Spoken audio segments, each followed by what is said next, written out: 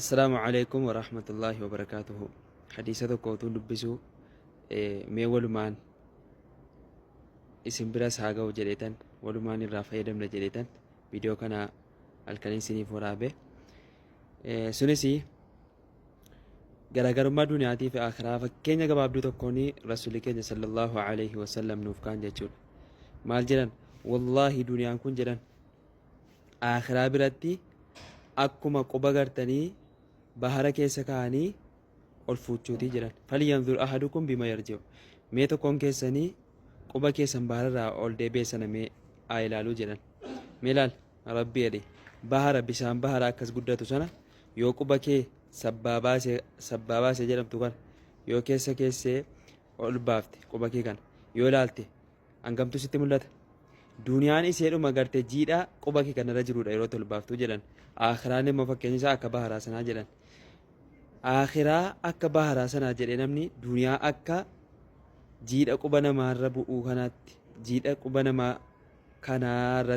kanaatiinitu dagamee akhiraa borii sana dagatee arra garteessi kanaaf fuuldurgamu garuu yaa akhi yaa obboleessa koo yaa obbolettii koo gandi dhugaa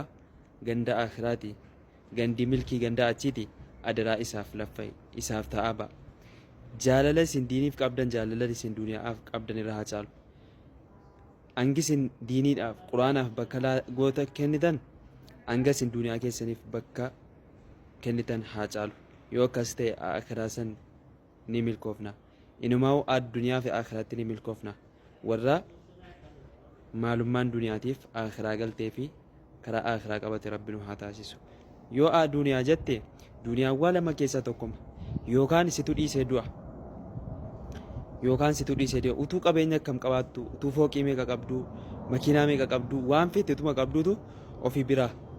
duuta duniyaa kee kana nama biraa dhaala yookaan immoo utuma duniyaa kee kun jirtu ofii keetii duuta utuma duniyaa kee kun jirtu ofii keetii utuma ofii keetii jirtu duniyaa kee kun si biraa sirraa deema gaafa kana si dhiiftee duniyaan kun kutte jechuudha yookaan duniyaatu si dhiisee kuta si biraa yookaan situ duniyaa kana dhiisee biraa kuta nama biraa dhaalaati adaraa ganda dhugaa khayru wa abqa akhiraan biyya duniyaarra caala kan rabbiin jedhe sana khayrun jedhe bar khayrun qananiin akhiraa qananii duniyaarra caala jedhe